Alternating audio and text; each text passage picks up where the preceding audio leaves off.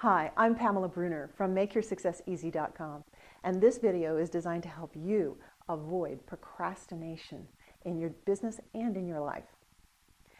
First, I'm going to walk you through some practical steps that you have to take in order to discover some things that are going to help you. Then we'll look at the emotional side and we'll do some tapping to help you overcome procrastination.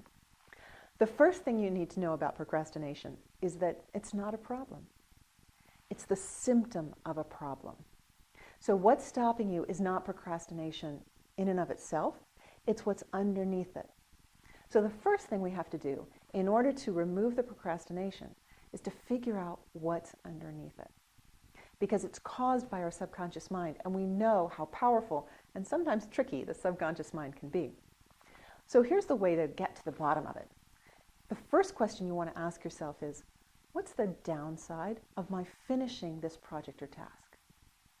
Maybe I need to write my book, but you know what? When I get the book done, I'm afraid it'll be rejected by the publisher. I need to put my new website up, but if I put my new website up, people are going to criticize it. I need to call 10 people and talk to them about doing business with me, but what if they all reject me? Do you see a pattern here? There's something that you're concerned will happen. You don't even know it will happen, but you're afraid it will happen. And it's easier and safer to do other things rather than take that action and worry about something that might happen. So here's the next step. Once you've asked that question, what's the downside of finishing this project? Then the next question to ask yourself is, so what's the worst that can happen?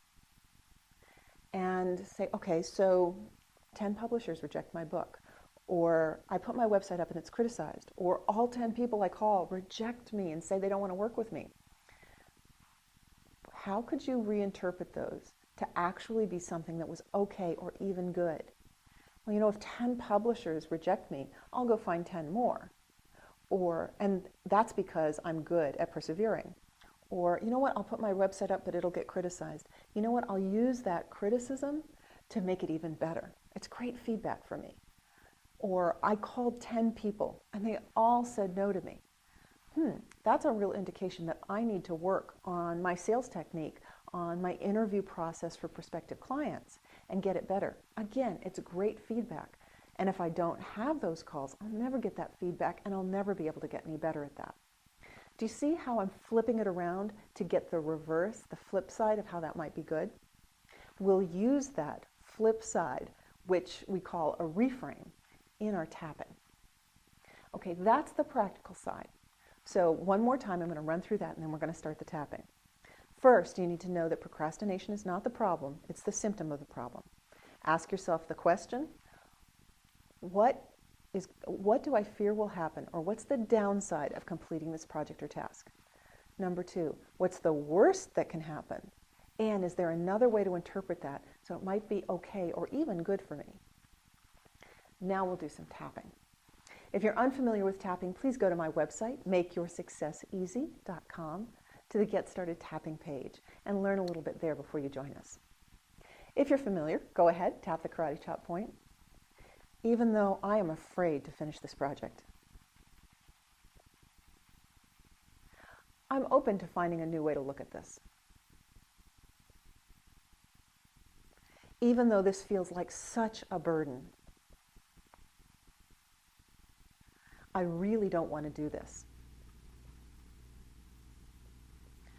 I'd love to find a way to stop procrastinating.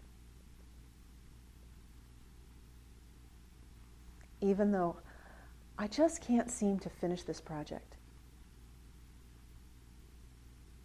I'm open to figuring out why. And overcoming my procrastination. Tap with me on the eyebrow. I don't want to finish this. Outside of the eye, I don't even want to start this. Under the eye, I'm really concerned about what will happen. Under the nose, what if I finish this and something bad happens? On the chin, what if I finish this and all my worst fears come true? Collarbone. What if I finish this and I'm a failure? Under the arm. What if I finish this and it doesn't turn out the way I wanted it? Top of the head. That just feels like too much failure. Eyebrow. It's much safer not to start this. Outside of the eye. I just don't even want to get going on this. Under the eye. Besides, I'm really too busy. Under the nose. I know I need to do something. On the chin. What if there was another way to look at this project? Collarbone. What if no matter what happened, under the arm, I could find a way to make that a success? Top of the head. Some people might criticize what I do. Eyebrow. Even I might criticize what I do. Outside of the eye. But what if I looked at that as feedback? Under the eye. What if I looked at that as a chance to improve? Under the nose. What if I looked at that as my next step in where I'm going? On the chin. I'm still a little afraid of taking this on. Collarbone. But now I can see the fear and I know what to do next.